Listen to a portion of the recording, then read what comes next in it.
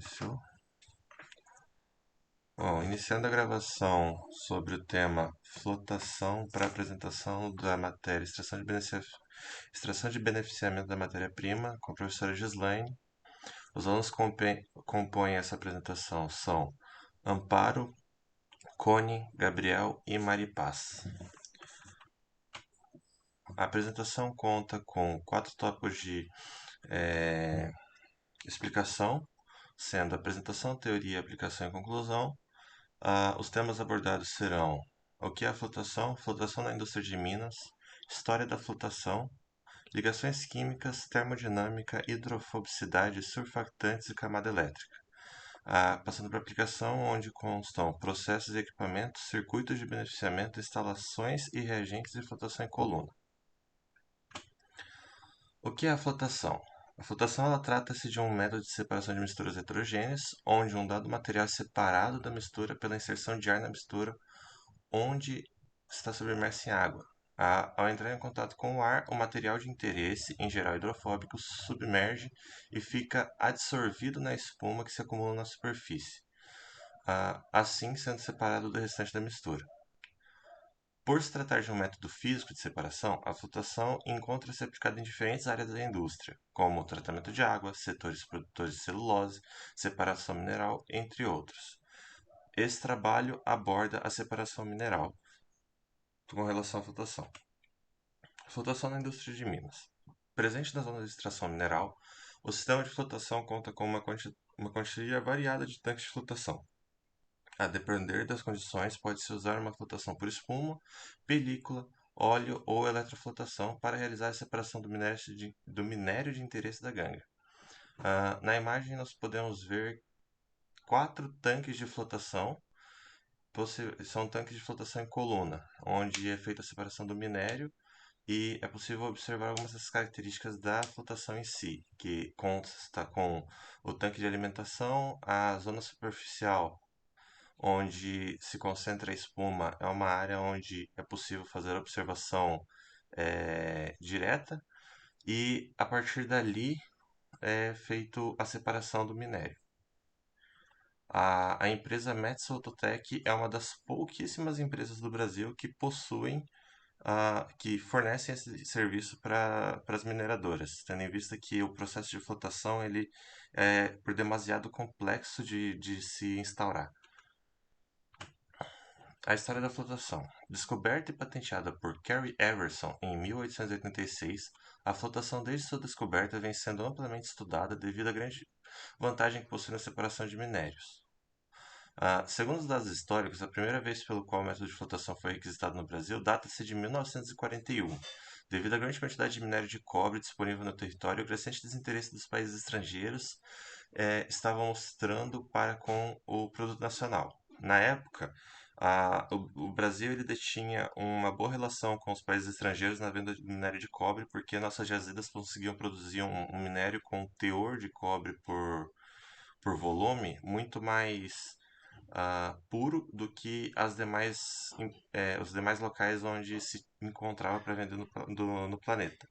Porém, nessa época, o nosso minério ele começou a ficar na mesma proporção, então começamos a ter prejuízo, então foram atrás dessa técnica para poder voltar a ter a lucratividade. Nessa época de 1941, as negociações foram feitas com o Japão, interrompidas em decorrência da guerra. Posteriormente foram retomadas e, com o auxílio de alguns técnicos da Mitsubishi, foi instalados os primeiros flotadores no país. Os locais que possuíram os 2 primeiros locais que possuíram estação de tratamento de flotação foram Camaquã e Seival, ambos no Rio Grande do Sul. Cone. As ligações químicas, elas são extremamente importantes entre as interfaces, que elas são uma consequência direta das ligações existentes dentro de cada fase, da estrutura eletrônica dos átomos que participam dessas interações. A estrutura cristalina e a reatividade dos sólidos dependem da geometria dos arranjos constituintes. Por sua vez, depende do tamanho dos mesmos e da natureza da ligação que mantém unidos. A gente tem 3 tipos básicos de ligações interatômicas, que são as ligações químicas. Nós temos a ligação iônica, a ligação covalente e a ligação metálica. A ligação covalente entre átomos ocorre entre átomos onde os elétrons são compartilhados entre os núcleos. Ela é uma ligação forte e é orientada. A ligação iônica ocorre entre átomos com os quais um aceita elétrons e o outro doa elétrons. Então, um vai ficar com uma carga positiva e o outro vai ficar com carga negativa, formando uma ligação forte e não orientada. A ligação metálica, ocorre entre átomos doadores de elétrons. Então, ela forma uma ligação forte e não orientada. Além dessas três tipos de ligações interatômicas primárias, nós temos outros tipos que são as interações intermoleculares, que também podem ser chamadas de ligações secundárias. Elas são chamadas também de ligações secundárias porque, devido à reatividade comparado, quando a gente compara com as ligações primárias, que são as ligações intraatômicas, as intermoleculares, elas são mais fracas quando comparadas a essas. E elas são resultantes de atrações eletrostáticas de dipolos.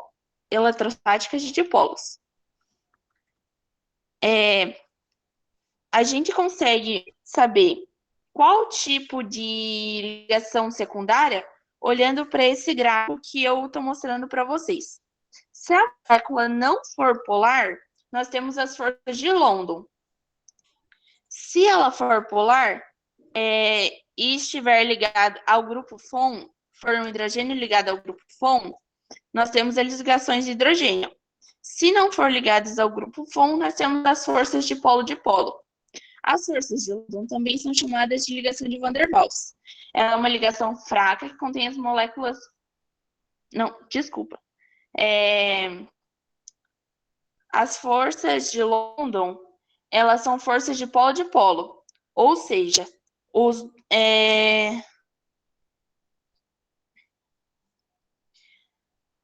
as forças de London, elas são as mesmas que as ligações de Van der Waals. Ou seja, nós temos um dipolo induzido. Como a molécula ainda não é polar, nós temos um dipolo induzido. Quando você aproxima as duas moléculas, nós formamos o dipolo. Ela é uma ligação fraca que mantém as moléculas unidas, mesmo quando as suas ligações primárias entre os átomos estão completamente saturadas. As forças de polo, que ocorrem em moléculas polares, que não contêm o hidrogênio ligado ao grupo FON, que é o flúor, oxigênio e nitrogênio, nós temos as forças de polo, que é quando uma molécula polar apresenta uma extremidade mais eletropositiva e outra mais eletronegativa. Evidentemente, o lado positivo começa a atrair o lado negativo da molécula vizinha e assim sucessivamente. Então, com essa atração entre o positivo e o negativo, nós temos as ligações e as forças de polo-dipolo. Já nas pontes de hidrogênio ou ligações de hidrogênio, nós temos moléculas polares, onde um dos polos é o hidrogênio. Trata-se de um tipo de ligação intermolecular. A ligação de hidrogênio, ela só ocorre quando uma dessas extremidades nós temos um hidrogênio ligado ao grupo FON. Então, essa ligação de hidrogênio, ela é muito mais fraca que a ligação covalente, a iônica e a metálica.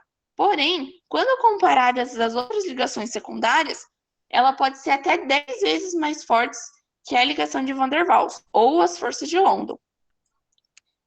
A polaridade e a capacidade de ionização são os parâmetros principais para a previsão da hidrofobicidade de sólidos. Então, por isso é muito, muito importante a gente estudar as ligações químicas intermoleculares e intratômicas. Já quando se refere à termodinâmica, nós temos a força motriz, que é para que as reações ocorram e que elas parem em determinada etapa. Então, é a termodinâmica que vai comentar a reação. A termodinâmica na superfície de flotação entende-se porque ela compreende as variáveis de absorção e trocas de energias envolvidas nos minerais de interesse a serem recuperados.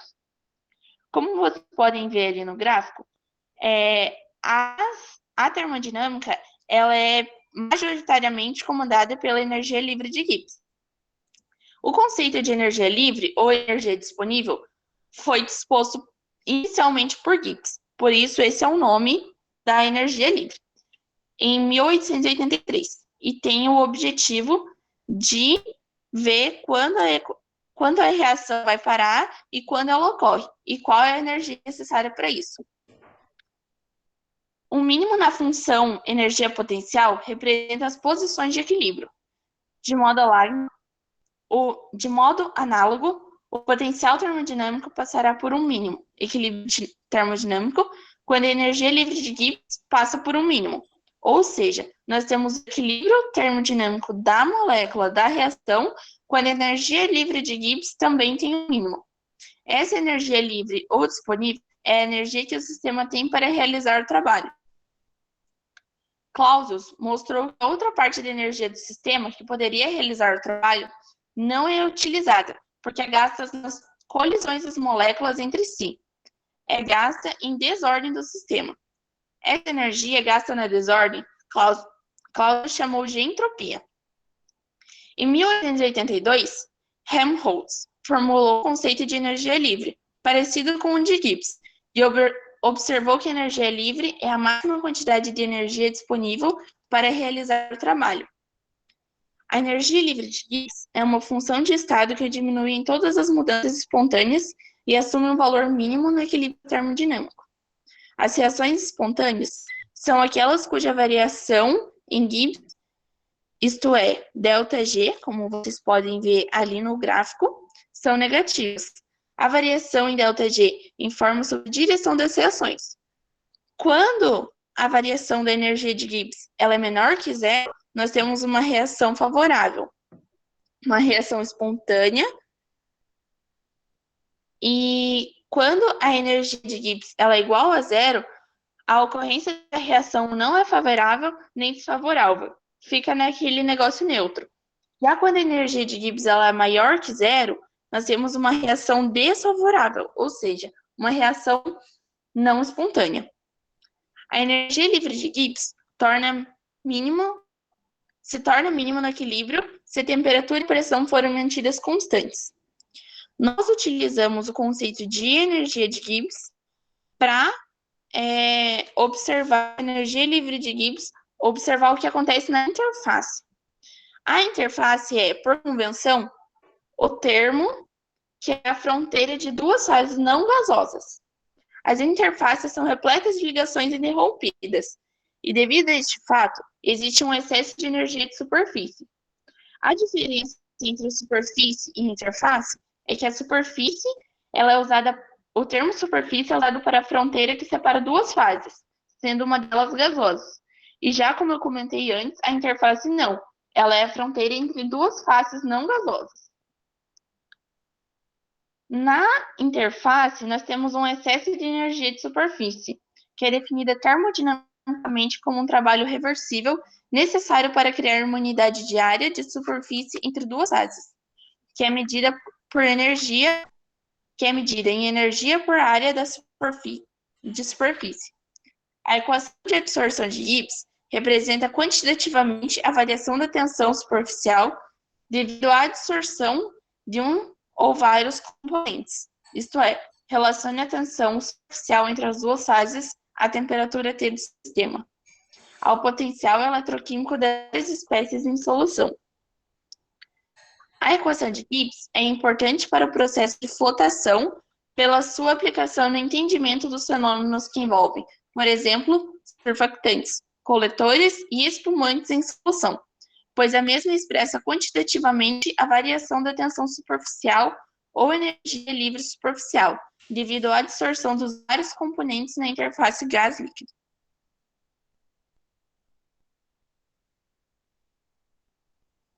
Pronto.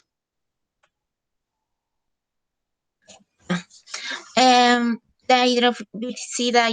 Entonces, sobre la hidrofobicidad, yo voy a hablar sobre la línea.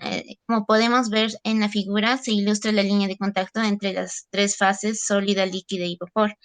La hidrofobicidad es un sólido que se puede evaluar directamente mediante el ángulo de contacto entre las fases sólida, líquida y gaseosa. La ecuación de Young establece la condición de equilibrio termodinámico entre las tres fases involucradas, donde el ángulo de contacto depende de la tensión superficial y la energía superficial libre. La ecuación de Young es una validad para el sistema ideal, donde todos los efectos gravitacionales están ausentes y las tres fases están en equilibrio. El enlace de partícula y burbuja, aumentando a lo que Connie dijo, es posteriormente en la flotación es posible en la variación de energía libre de Gibbs. En el enlace es negativo. Es decir, cuando más negativo sea el valor de Gibbs, mayor será la probabilidad de flotación de las partículas. Así como la variación es negativo, el ángulo de contacto está entre 0 y 180, es decir, cuando la superficie es hidrofóbica.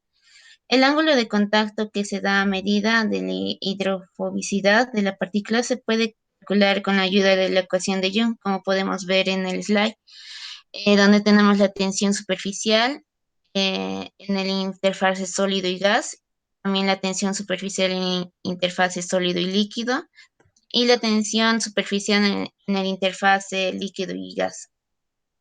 En el siguiente slide voy a hablar de las surfatantes, es en la flotación. Se utilizan la variedad de reactivos orgánicos e inorgánicos para la interacción de la superficie del mineral, pudiendo ser absorbidos en el interfase sólido y líquido, actuando como colectores, y el aire y el líquido como espumoso, influenciando en la superficie de la propiedad, tales como el ángulo de contacto y la tensión superficial. Bueno, la absorción de estas propiedades, tales como el ángulo de contacto y tensión superficial, la absorción de las propiedades, hacen una interfaz. Por lo tanto, los interfaces en esta partícula son posibles miles de variaciones en la disposición y dependiendo del tipo y número de tamaño de combinaciones del grupo, polares y no polares. Las tensiones, las tensiones activas se puede clasificar según la naturaleza, iónica como aniónicas, o catiónicas y no iónicas o anfóteras. Las tensiones activas de interés por el proceso de flotación se agrupan convenientemente en grupo A, que son los monopolares, grupo B, multipolares. Cuando se une más de un grupo polar al compuesto, estas se pueden agrupar también en tres clases: en tiocompuestos, compuestos ionizables, no tio y compuestos no iónicos. En el siguiente slide voy a hablar sobre el tiocompuestos, que son los colectores utilizados en la flotación de sulfatos pertenecientes a la familia de compuestos y compuestos sulfídricos. Como podemos ver en el cuadro, los grupos polares de los tiocompuestos contienen menos un átomo de azufre unido al carbono o el átomo de fósforo, pero no unidos al oxígeno. Suelen derivarse por compuestos de origen oxigenado, sustituyendo uno o más átomos del oxígeno por el azufre. La gran mayoría de los tiocolectores se derivan del ácido carbónico, ácido carbónico, ácido fosfórico, urea y alcoholes. Partiendo de los compuestos de origen químico inorgánico. La transición de tiocompuestos requiere la sustitución de uno o más hidrógenos por radicales hidrocarbonatos. Los compuestos ionizables que están en el siguiente slide. Los principales se representan en la clase tensioactivos, en los carboxílicos, alquilos, sulfanatos, sulfatos del alquilo, aminas, primas y sulfosucinatos, como podemos ver en el cuadro. Entonces, estas tensiones, cuando se utilizan en la flotación de oximinerales, generalmente tienen de 6 a 18 átomos de carbono en su cadena de hidrocarburos. La solubilidad de tensión activa disminuye con la longitud de la cadena. Entonces, la distribución de las especies en la solución de esta clase de tensión activos están con influencia por el valor del pH, dando lugar a las reacciones hidroxiles o de disociación. Bueno, los compuestos no iónicos, que son principalmente los alcoholes y los ésteres, son representados por la clase de no compuestos iónicos utilizados en el proceso de flotación. Estos compuestos se absorben preferentemente en la interfaz de aire y líquido, proporcionando la estabilidad necesaria a las burbujas del aire, al mismo tiempo asegurando que se rompan, dejando que las partículas adheridas a ellas se suelten. La capacidad de estos compuestos para demostrar las propiedades de formación de espuma pueden estar asociadas a los grupos funcionales tales como hidroxila, carboxila, ion carbolato y carbonilo. Bueno, es eso.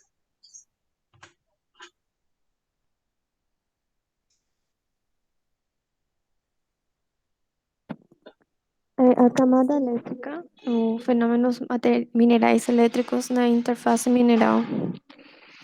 A camada elétrica dos sólidos presentes numa polpa aquosa atrai uma atmosfera de íons de carga oposta. Parte da atmosfera é difusa e a carga superficial, junto com a camada difusa, constitui a dupla camada elétrica. Daí, quando um mineral finalmente moído é colocado em contato em um líquido polar com a água, as regiões interfaciais das duas faces mudam para se ajustar ao novo ambiente, e a partir desse momento, as propriedades determinam seu comportamento. São as propriedades de superfícies determinadas por cada uma das faces presentes, sólida, líquida, gasosa e as interfaces ou as interfaces geradas entre essas faces de novo. Entre essas propriedades superficiais estão a carga superficial e o potencial elétrico gerado na interface, ou seja, uma dupla camada é estabelecida na interface mineral-água, mais claramente mineral-polpa, que equilibra a carga elétrica global no sistema. Isso afeta o comportamento da superfície do mineral e a sua interação com os reagentes químicos, que é um fator crucial no processo de separação química.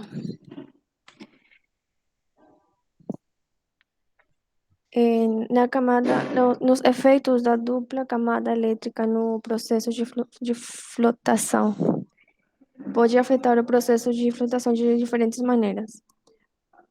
O sinal e a magnitude de carga superficial que controlada a absorção dos agentes de flotação fisicamente absorvidos. Também uma carga superficial pode inibir a quimisorção de coletores absorvidos quimicamente, né? Também o efeito das lâminas, revestimento limoso, e é determinado pela interação de dupla camada elétrica.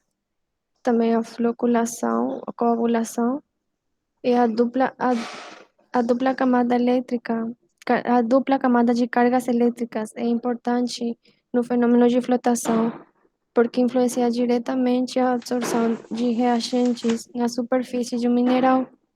Sua assistência não direciona apenas os fenômenos de hidratação, também a absorção de líquidos orgânicos que estão fora ou dentro, como coletores e agentes espumantes. Aí temos um diagrama, né, idealizado da camada elétrica dupla.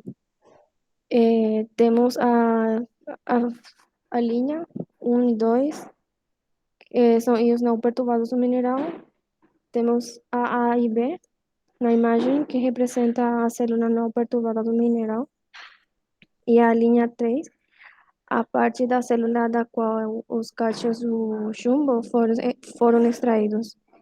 Um excesso de ânions de enxofre da carga negativa na superfície. Temos a C e D também, que representa o limite físico do sulfeto de plomo. Também na linha 4 vemos o que representa a camada externa ordenada de cátions de plomo no líquido. A EF também vemos que representa o limite do líquido que está fortemente ligado, que se move com a partícula. E a linha 5, a camada de íons difusos. A carga superficial no mineral é um sistema de água mineral pura pode ser estabelecida por vários mecanismos.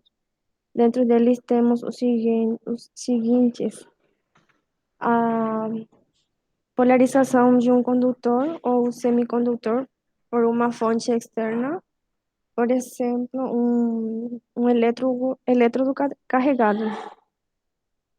O dissolução de íons ou absorção de íons no mineral que termina em uma carga líquida desigual. Reorganização das superfícies cristalinas do mineral para apresentar íons de diferentes valências na interface sólido-líquido, por exemplo, os silicatos complexos. Essa carga superficial é devida a um dos seguintes fatores. Pode ser distribuição desigual dos íons constituintes, ionização de superfícies minerais, absorção específica de íons da solução, substituição isomórfica e orientação de polos. E é isso. Bom, agora nós damos início às aplicações e aqui abordamos os processos e equipamentos que constituem as células de flotação. Responsável por realizar a separação dos minerais em menor escala, o método de flotação conta com alguns processos auxiliares, os quais determinam condições específicas para determinados materiais. Eles se valem nas diferenças entre os diversos minerais para se tirar o melhor aproveitamento, prospectando assim o mineral de interesse. A técnica de flotação é conhecida pelo seu método de espumas, onde a aplicação de ar na célula de flotação faz com que os minérios hidrofóbicos submerjam e se concentrem na superfície em meio à espuma formada. Porém, essa não é a única forma de flotação utilizada para a separação de minérios. A flotação também conta com os processos de flotação em película, onde consiste de uma técnica em que a mistura é despejada lentamente na superfície da água e as partículas hidrofílicas elas vão afundar enquanto as hidrofóbicas vão permanecer sem entrar em contato com a água e vão ser removidas por transbordo. Há também a flotação em óleo, onde as partículas são colocadas em um tanque, elas são agitadas e depois de um período de repouso, as partículas hidrofílicas vão descer e as partículas hidrofóbicas vão ficar em contato com a interface água-óleo. Há também a flotação carregadora, onde você tem partículas grosseiras de mineral que vão atrair outras partículas semelhantes do mesmo mineral, porém essas partículas semelhantes são partículas ultrafinas, que seriam difíceis de ser flotadas, e pela flotação carregadora você consegue agregar todas elas em diversos grupamentos e assim você consegue flotar eles de maneira mais eficiente. Há também a eletroflotação, que consiste em bolhas de gás geradas por decomposição eletroquímica da água.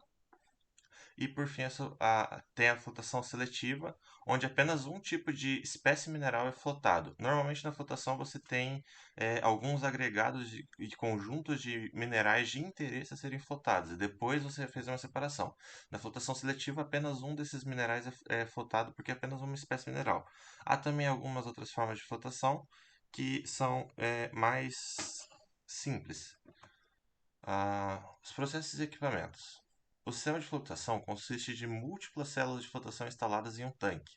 Cada célula recebe um tubo de alimentação que despeja a polpa, o minério em suspensão com água. Cada célula possui um rotor suspenso conectado a um eixo que fornece alimentação de ar. O rotor possui um dispersor que quebra as partículas de ar ao tamanho desejado. Durante o processo, múltiplas células criam uma cama de espuma na área superior do tanque para transportar o minério de interesse até uma calha que o recebe, enquanto outra calha recebe a ganga precipitada no fundo da célula de flotação. Na imagem de cima, nós conseguimos observar o interior da célula de flotação. Ali possui o rotor agitando as suas pás para que a água continue em estado de agitação e assim você consiga permitir e dar tempo para que o minério hidrofóbico ele entre em contato com as bolhas e vá para a parte superior do tanque, enquanto o dispersor fica quebrando as bolhas para que elas fiquem no tamanho ideal para poder absorver, né, para poder se ligar a esses minérios hidrofóbicos. Na imagem da direita, nós temos a imagem de como é uma célula, bem simples a imagem, nós conseguimos ver a calha na lateral. Acima da calha, nós temos o tanque de alimentação de ar que vai infusionar por dentro do rotor, as pás do rotor na parte inferior interna do tanque e a estrutura do tanque, permitindo que você consiga ter uma noção de como ele é feito em múltiplas células. E a imagem de baixo nós conseguimos ver a zona de alimentação na parte esquerda. No meio nós temos as múltiplas células de flotação e na parte direita ao fundo nós conseguimos ver os separadores de ganga e superfície mineral de interesse. Circuito de beneficiamento. Os tanques de flotação em célula possuem em sua sequência algumas etapas de beneficiamento para permitir que a separação ocorra de forma adequada e mais eficiente. O processo de flotação é de grande interesse por permitir que em uma mesma etapa sejam separados múltiplos minérios de interesse. Alguns minérios, como o ferro, possuem uma ordenação do processo de beneficiamento diferente dos demais minérios. Devido à grande concentração de minérios secundários, algumas das células de flotação atuam como precipitadores desses minérios ao invés de flotadores.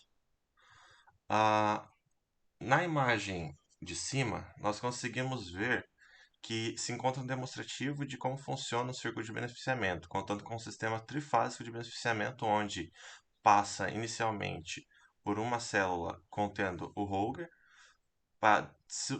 depois passa para o cleaner e posteriormente para o scavenger. Há dois momentos de saída, um no cleaner e outro no scavenger. Nesse processo aqui, nós temos a trifásica, ela é constituída pelo Holger, que contém ali a maior quantidade de concentrado pobre da mistura. Então, ele faz a separação inicial, onde você tem uma grande quantidade de minério e ganga, e aí ele vai passar para o scavenger apenas a grande quantidade de minério, conseguindo segurar a maior parte da ganga. Porém, ainda vai passar elementos de não interesse no cleaner. Então, depois do cleaner, ele vai voltar para o scavenger e daí, no scavenger, ele vai fazer uma nova separação, onde ele vai descartar novamente a ganga e ele vai voltar esse processo para o Holger e assim ele vai ficar fazendo vários ciclos até que todo o mineral de interesses tenha saído pelo cleaner. Há mais de um tanque de cleaner para que você tenha o melhor aproveitamento do minério. Então, são passados vários ciclos dele fazendo essa limpeza e separação dos minérios para que você consiga obter o máximo possível de minérios. Na imagem abaixo você consegue ver o esquema de como seria a ordem de tanques e ali você consegue observar a calha, os múltiplos cleaners, o Holger, que seria a primeira entrada, e lá ao fundo o Scavenger, onde ele descartaria a ganga de não interesse. As instalações e reagentes.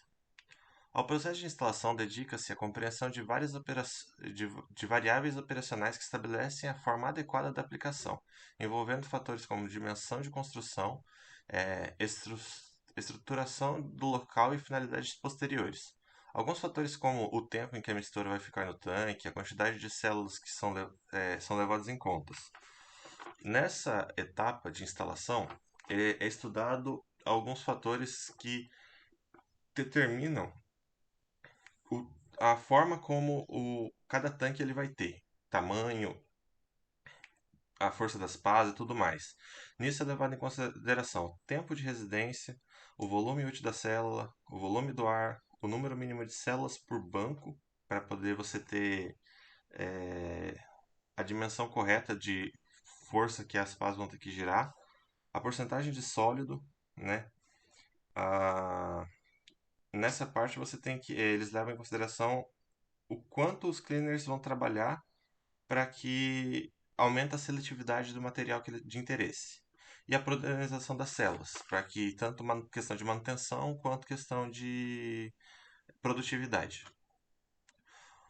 Os reagentes são responsáveis por viabilizar o processo de flotação como um todo. De modo geral, sem a presença dos reagentes, o método de flotação, seja em célula ou coluna, não seria tão interessante em termos de custo-benefício. Os reagentes são divididos em três grupos: modificadores, espumantes e coletores.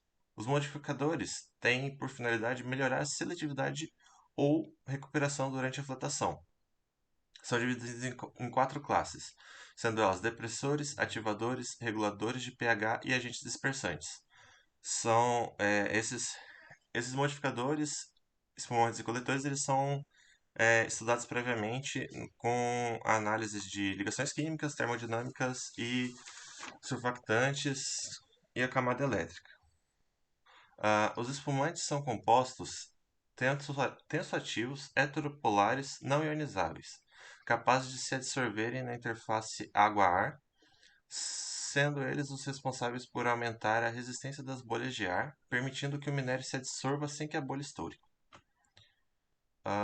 Os coletores são surfactantes responsáveis por aumentar o ângulo de contato das bolhas com a superfície mineral. Atuam tanto na solução aquosa quanto na gasosa, inferindo na orientação de ambas, favorecendo assim as condições para que a flotação ocorra. Os coletores são divididos em estrutura molecular, não iônica e orgânica, e estrutura polar, sendo a molecular não ionizável, devido às características elétricas das ligações covalentes. Os coletores são distinguidos em função da sua carga iônica, podendo ser aniônicos ou catiônicos. A mistura de alguns coletores pode resultar em uma ação sinérgica, assimilando assim que a soma destes atuam em conjunto tendo um resultado superior ao seu uso individual. A carga iônica da parte polar da molécula hidrofílica é responsável por adsorver na superfície do mineral, resultando em uma melhor condição de arraste para com as bolhas de ar, permitindo assim uma melhor seletividade do minério. Abaixo temos uma imagem que é um demonstrativo da questão do ângulo de contato na superfície mineral. E é essa superfície que infere na melhor qualidade da seletividade. Aqui nós abordamos a flotação em coluna.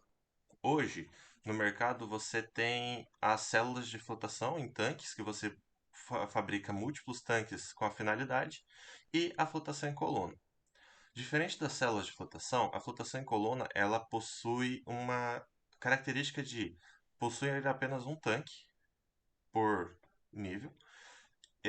Cada tanque é uma função, só que a diferença é que aqui você tem fatores de precisão muito melhor trabalhados, por conta da questão da altura da célula em coluna, você tem variáveis que permitem que a separação do minério seja feita em um único tanque de uma maneira muito mais precisa para que você tenha um aproveitamento muito melhor do minério. Trata-se de um sofisticado sistema de flotação onde é possível se obter um controle mais detalhado da separação de misturas, influenciado por diversos fatores que constituem a coluna de flotação. O Brasil hoje conta com 171 dessas colunas de flotação e a Metso é uma das maiores fornecedoras dessa coluna, sendo outras 4 ou 5 empresas também responsáveis por fornecer o restante para o país todo.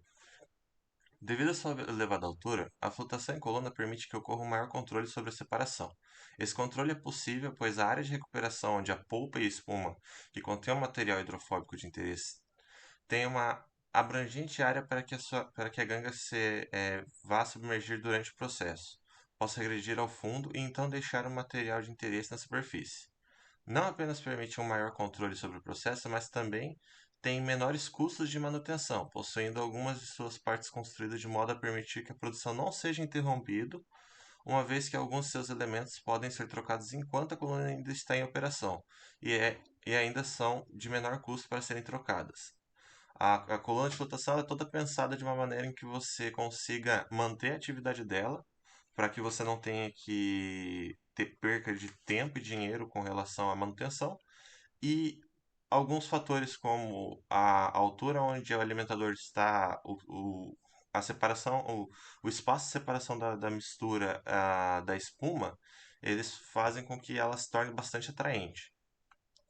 Apesar de demonstrar claras vantagens na forma competitiva como se apresenta, a flotação em coluna possui diversas variáveis a serem atendidas antes de erguer uma coluna de flotação. Antes de se atingir o equilíbrio desejado, questões como vazão de ar, a a fração volumétrica de ar contida em uma determinada região da coluna, o hold-up do ar, o tamanho das bolhas, fração residual da água de lavagem que flui através da coluna, o bias, a água de lavagem, altura da camada de espuma, altura da seção de recuperação e tempo de residência.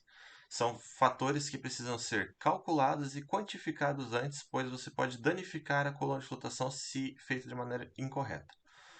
Esses são apenas alguns fatores a serem determinados para se construir uma coluna de flotação. Para cada tipo de mineral a ser separado, todas as variáveis se alteram. Então, cada coluna de flotação é responsável por um único material.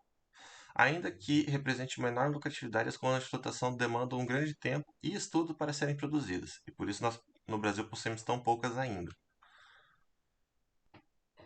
Bom, no processo de flotação em benefício dos minerais, é considerada uma das técnicas de separação mais importantes. Trata-se de uma das aplicações mais complexas da química de superfície.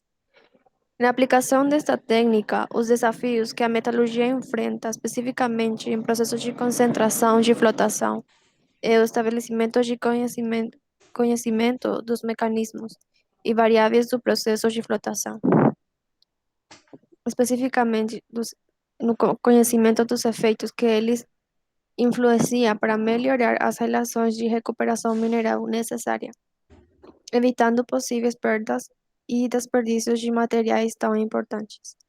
A importância de flotação ainda se dá em procedimentos do cotidiano, como no tratamento de água e esgotos.